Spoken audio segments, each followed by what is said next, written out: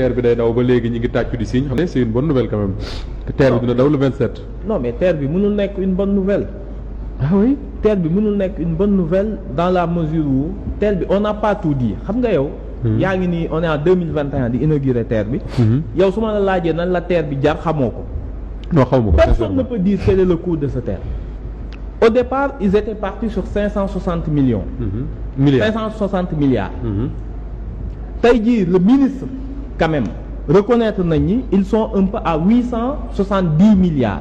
870 milliards hors taxe hors douane.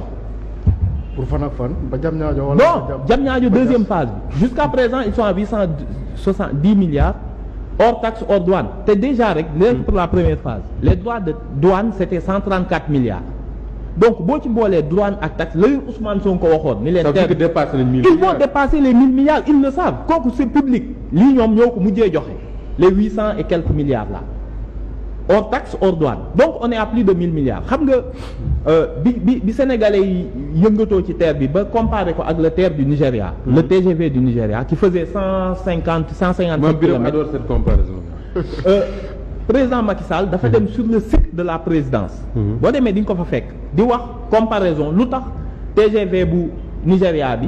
TER bi moo ko gën donte les TER bi day rouler sur 57 kilomètres. muy expliquer ni waaw TERu TGV Nigéria bi xam nga moom benn mode rek lay daw amul électricité et puis ñoom biñ koy defar gare yeeg ay écartement yeeg nombre de voies mais boo jëlee le train li ñuy wax le Léman Express mooy le TER bi daw entre Suisse ak France.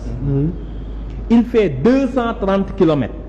230 kilomètres Alstom bi ñu jaay TER moo leen jaay ay rames. ñoom ils ont 17 rames ñun on en a 14. ils ont 17 rames ils ont 230 kilomètres donc plus de 5 fois ñun sunu 50 kilomètres yi ñu am. ils ont 45 gares 45 gares. donc sur 230 kilomètres te Alstom moo ñu ko jaay.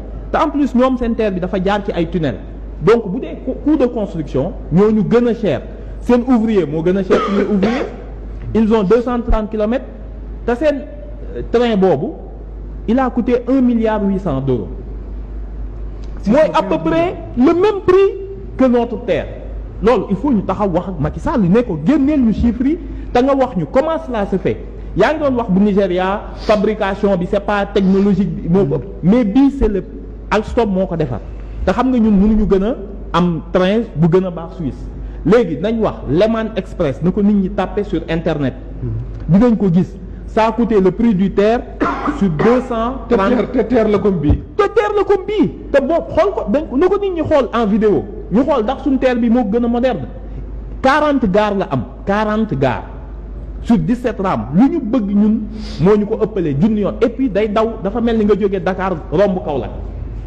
ñun nga jógee Dakar Diamniadio comment léegi nañ ñu expliquer déjà la. prix yi bëgg a tolloo ça pose problème. kooku c'est un premier problème. mais l'autre problème beaucoup plus grave na nit ñi calculer le TER nee nañ c'est 115 000 voyageurs la ñuy espérer ñoom. waaw la ñuy espérer projection yi loolu la joxe. bon jàppal ni le prix moyen 500 la 1000 francs 1500 jëlal benn prix médian nga jël 1000 francs.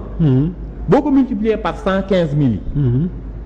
ça te fait une somme de 40 et quelques milliards par an pour ñu amortir le TER au prix actuel des presque plus de 1000 milliards. il faut 24 ans c'est-à-dire suñ ci laalul dara maanaam le chiffre d'affaires brut bu dee chaque jour 115 000 personnes ñoo koy jël. il nous faut 24 ans pour amortir le TER mais xam nga TER am na entretien. da ngay fay carburant. da ngay fay ay salaires.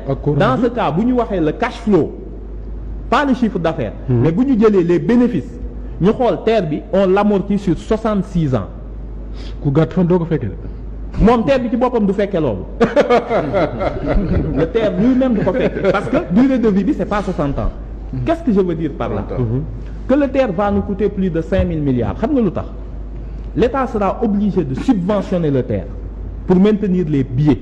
oui ragal naa nag d'ici quelques semaines. quelques mois ñu il a coûté tellement cher xam nga le projet lu tax du dem. mooy ragal TER bi di dem di ñëw ak. xam nga yow boo amee sa train yow booy liggéeyee parcelle nga indi sa bu la wàccee biir Dakar yoroo oto kat moo lay yóbbu parcelle.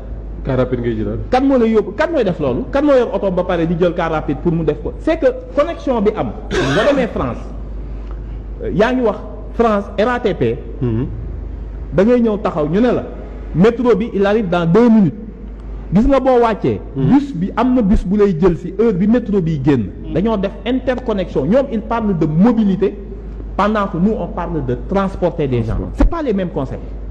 il parle de mobilité mobilité c'est une philosophie boo xam ni ça prend en compte beaucoup d'éléments ñun on parle de déplacement le TER nous déplace d'un point à un autre mais il ne nous rend pas mobile parce que su la déplacé li nga signé ak moom ba nga wàcc amoo foo jëm gis nga bu ñu demee Diamniadio y a des prix bi du prix bi soo bëgg parce que gaaru Diamniadio bi c'est très loin de la ville de Diamniadio da ngay fayaat 200 francs pour jël bus mu yóbbu la ci dëkk ba tout ça pour dire que ni le prix du TER va être tellement cher que l'État va être obligé de subventionner le TER.